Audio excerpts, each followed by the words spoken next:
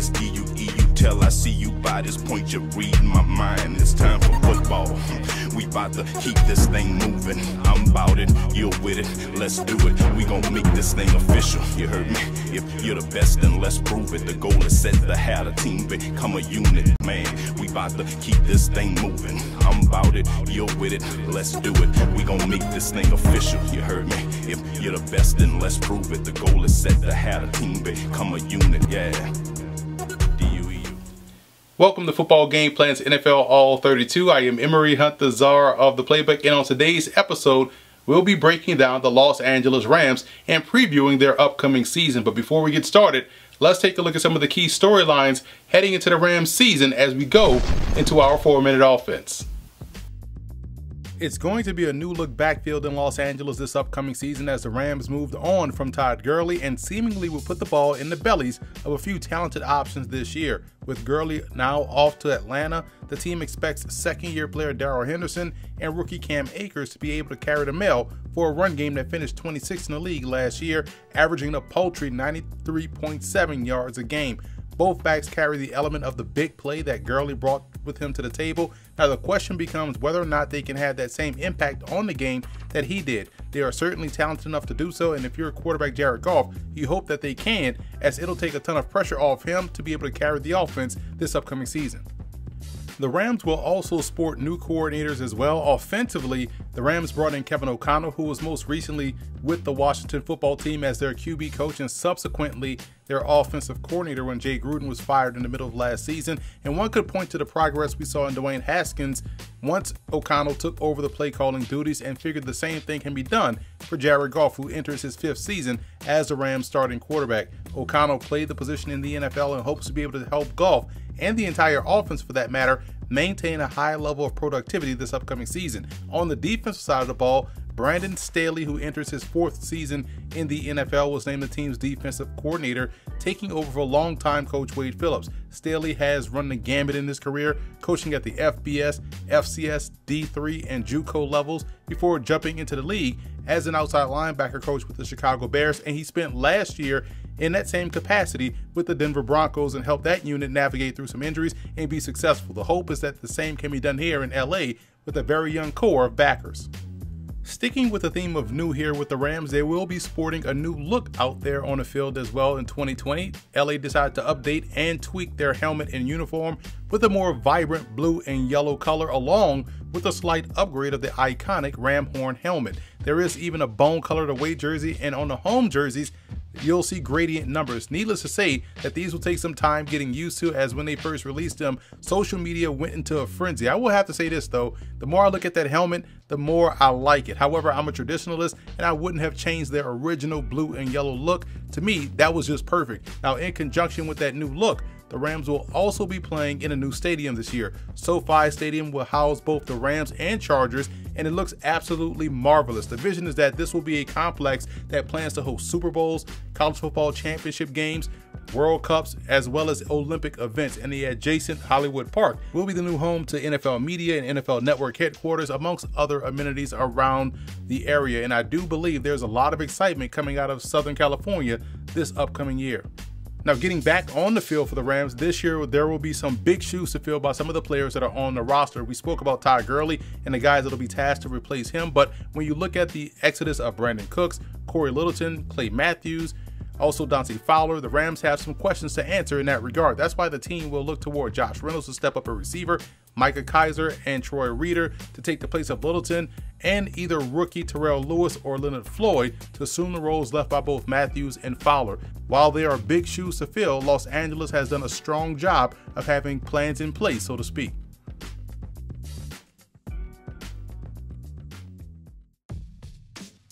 Statistically speaking, Jared Goff didn't play terrible last year, but he did take a slight step back in his play from the previous season. When Goff is in rhythm, he's able to get the ball out of his hands quickly and is able to keep the offense on pace. Last year, the Rams asked more of him on offense, throwing an NFL-leading 626 passes, which was the most of his career. With that being what it was telling to say that more was essentially less for Goff, as he saw a drop in yards per attempt, passer rating, and his touchdown to interception ratio. The hope is that this year the Rams can put a much better run game around him, which will alleviate some of the pressure off of him which should get them back to playing at a highly efficient level. If that's the case, we could see the 2018 version of Jared Goff return. Behind him will be a battle for number 2 between John Wolford and rookie undrafted free agents Josh Love out of San Jose State and Bryce Perkins out of Virginia. Now, it's the latter that intrigues me the most, as he was one of the more efficient quarterbacks in college football last season. He showed improvement each year and brings to the table the running element as well, so he's definitely one to watch this summer for sure. Even without Todd Gurley, the Rams' backfield should still provide some excitement to it this season. It will just be in the form of second-year player Darrell Henderson and rookie Cam Akers out of Florida State. Now, Henderson will get his opportunity to be the first out the gate, as he is the most explosive back they have on the roster. He's the type of guy that can make a house call from anywhere on the field. And drafting Akers in the second round gives Los Angeles a versatile back that can win without volume. He's capable of being productive as a situational guy. He brings good value as a downfield threat in the passing game and could run co-pilot in the same backfield with Henderson. I like the move as it keeps this offense dynamic. LA still has a veteran Malcolm Brown, whose ability as a short yardage and goal line guy helps round out the core. And the team still likes John Kelly as well as undrafted rookie free agent Xavier Jones out of SMU, who has some underrated wiggle to his game. I don't have any concerns, honestly, about the Rams' ability to run the football this year. I think they will end up surprising many in that regard. Where Los Angeles also seems to stockpile talent is at wide receiver. Now, gone is Brandon Cooks, but returning is both Cooper Kupp and Robert Woods, who each cracked the 1,000-yard barrier last season and combined for 184 catches and 12 touchdowns. LA will be looking for a third option to emerge at that position this season to help supplement the loss of Cooks, and it's a big opportunity for fourth-year pro Josh Reynolds out of Texas A&M. We saw him step in a few years ago and play really well. He's got the speed and athleticism to be considered a deep threat within this offense. And if he can't seize the opportunity, it does leave the door open for rookie second-round pick Van Jefferson out of Florida to take control. To me, he was the best route runner in the draft class and is more of a possession-type guy than a deep threat, but he really has a chance to eat in this Rams passing game. Where Los Angeles has an abundance of riches, in my opinion, is in the speed and explosiveness department within their receiving core. Guys like Simba Webster, undrafted rookie free agents Ernest Edwards, J.J. Koski, Brandon Polk, and Tristan Jackson give the Rams options not only in the return game, but also with guys they can groom and develop into contributors on offense as well. Tight end is in pretty good shape as well, as they feature two excellent receiving options that work themselves open frequently in Tyler Higbee and Gerald Everett. Higbee has been the more consistent of the two, but Everett gives good effort on both ends of offense. It was a case of the rich getting richer as well, as they drafted Bryson Hopkins out of Purdue, who was one of the top tight ends in college football last season, just helping to strengthen the unit as a whole. When healthy, the Rams boast good talent across the offensive line. They were banged up last season and had constant reshuffling going on up front. Getting both tackles Andrew Whitworth and Rob Havenstein back into the fold gives them excellence on the edges. And when Havenstein went out with an injury, then rookie Bobby Evans was able to step in and play really well, giving them promise for the future as a possible heir to Whitworth when he decides to retire. They also get back Joseph Noteboom from injury as well. He's another really good lineman who has developed well within their program and one who can play guard or tackle. I like what they have inside with Brian Allen, Austin Blythe, and David Edwards. They are quick and agile and really do a great job of helping this offense be a little bit more mobile. Austin Corbett was acquired in the middle of the season last year as injuries started to take place and did an admirable job, so much so that he's in line to potentially start inside. And I also think the Rams have been able to build quality depth here with Coleman Shelton and Jamil Demby, as well as two rookies that I really like in guard Tremaine Ankrum out of Clemson and undrafted rookie free agent center Cole Cabral out of Arizona State. I was shocked that he went undrafted. He's going to be a solid player in this league for a very long time.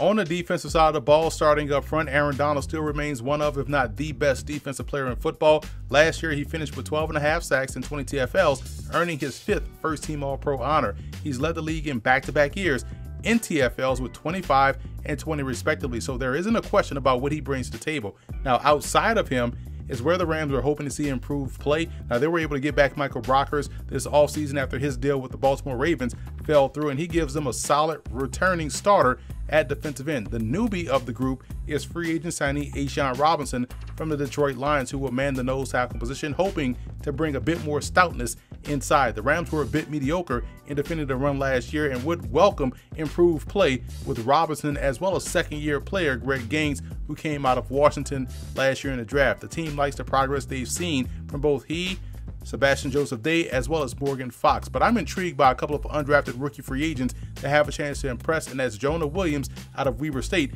and Michael HOECHT out of Brown.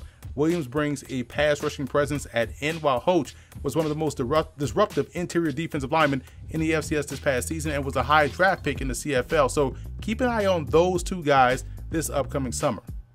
A lot of eyes will be on the linebacking core this season for the Rams as they're in the midst of a lot of turnover there. However, all is not doom and gloom as they do have some intriguing talents to quickly turn this thing around. What they do expect to help ease the loss of some of those key players from a season ago is for guys like SAMSON EBUKAM to make a big jump this year. He's been a spot starter here and there so far in his career and has made some plays. This year he will have to be the best coming off the edge. They also brought in former first-round pick Leonard Floyd from the Chicago Bears in free agency, hoping he can finally realize his potential that made him such a coveted player coming out of college. He does give them some length and athleticism on the outside, but not much as a pass rusher. The team hopes that additional pass rushing presence comes from rookie third-round pick TERRELL Lewis out of Alabama. While a guy like EBUKAM can win with speed and quickness, Lewis has the ability to win with both length and power. He really stood out at the Senior Bowl back in January, turning a lot of heads with his play. I like his upside and the upside of Obinna Okoronkwo as well. He figures to see an increase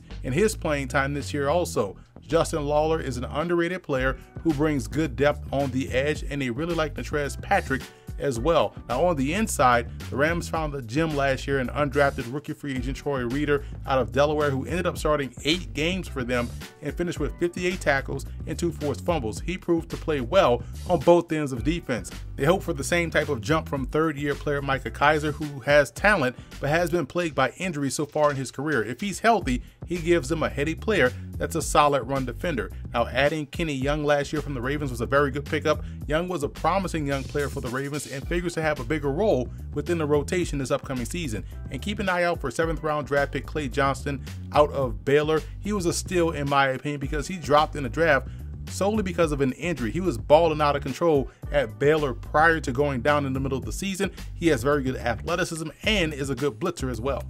Jalen Ramsey came over last year in the trade and immediately proved his worth in the secondary, earning his 3rd Pro Bowl honor. Teams shied away from throwing to his side, and I wouldn't expect anything to change in 2020. On the other side, we may see a battle between veteran Troy Hill and second-year player David Long Jr.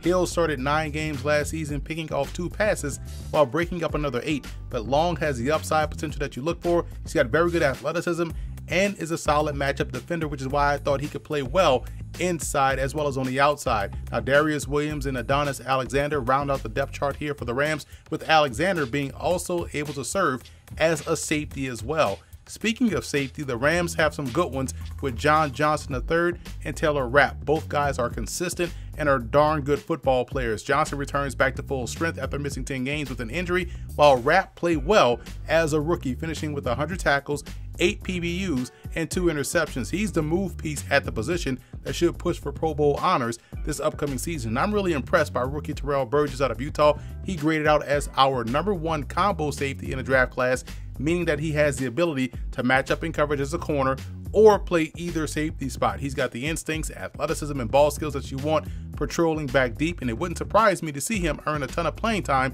as a rookie. He's that good of a player.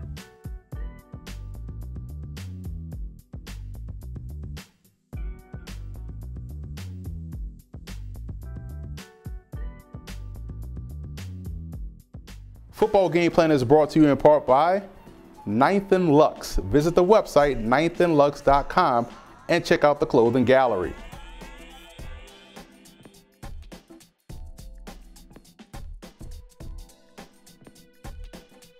Nesby Phipps, art, life, entertainment.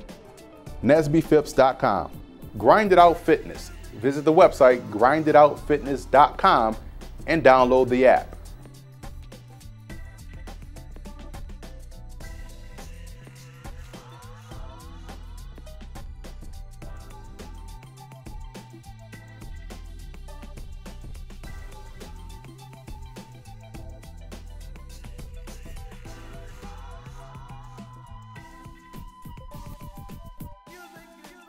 Financial Coaching LLC, investment, retirement, security. Stewardship Credit, financial growth is in your hands. Stewardshipcredit.com.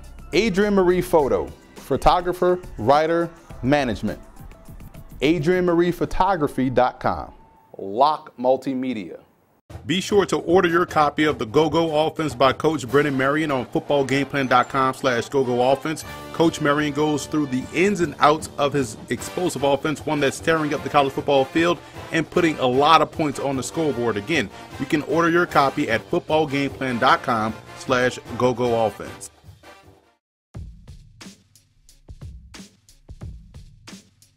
J.J. Koski's game is impressive. Coming out of an option offense at Cal Poly, he still showed tremendous ability as a receiver. He's a legitimate catch and run threat who can play special teams and will make his fair share of plays during training camp. Michael HOECHT was a 10th overall pick in the 2020 CFL draft because of his ability to get after the quarterback. He has very good awareness and change of direction skills that will end up getting him noticed a lot this summer. Cam Akers will have a seamless transition to the pro game and will be put in position to make a lot of plays on both ends of offense. He's a plug-and-play pro, as he already has pro game coming out of Florida State. And Burgess's versatility is very similar to that of Taylor Rapp, who also graded out as our #1 combo safety when he came out in the 2019 NFL draft. So it won't be a surprise, to me at least, when Burgess has the same type of impact on this defense as a rookie. Sean McVay is the biggest X factor in my opinion. When he bursts onto the scene, he seems to be 2 steps ahead of his opponent always. He has to get back to that in order for this team to get themselves back to a Super Bowl. And the biggest X factor defensively for me is SAMSON EBUKAM. The Rams will look to him to be the dominant edge rusher this season, and he will have to be ready for the challenge of those lofty expectations. His play will be huge for the Rams this year.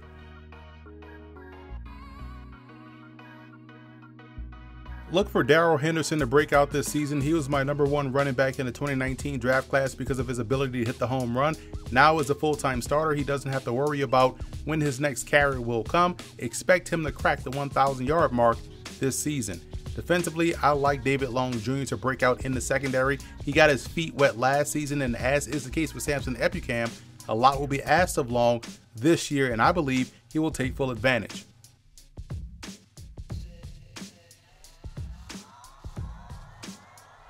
A major reason for optimism for the Rams is despite all of what happened last year, they barely missed the playoffs. They were 9-7, and a lot of that talent, especially on offense, returns, and they do have some key players on defense to help get them over the hump, i.e.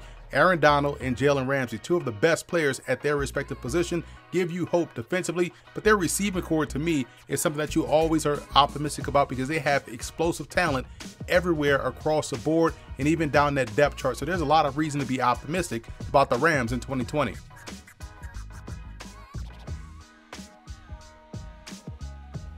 Now, what calls for concern would be new defensive coordinator Brandon Staley trying to implement his new defense in this COVID-19 era. Again, on-field reps matter, and if they didn't have those reps that you normally get from mini camps, OTAs, things of that nature, it could be a rough transition to get started defensively this season. And they're breaking in a new kicker. Sam Sloman out of Miami University of Ohio is a very good kicker, but gone is Greg the Leg Zuerlein, and you wonder how Sloman will react to the environment now of playing in the NFL.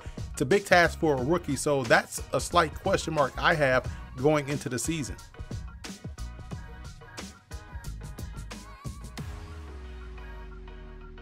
The road to the Super Bowl for the Rams goes as follows. The run game gets into the top 10 with those explosive backs. If that happens, they'll be scoring a ton of points. And that linebacking core has to make an impact both on the edges and on the inside. If they can improve there, that means they'll be able to stop the run, which should help them play better defense overall. And Sean McVay, we talked about it earlier, he has to regain that magic where he's playing 2 steps ahead of his opponent. If they can do all of those things with their talent, the Rams could find themselves going to Tampa in February.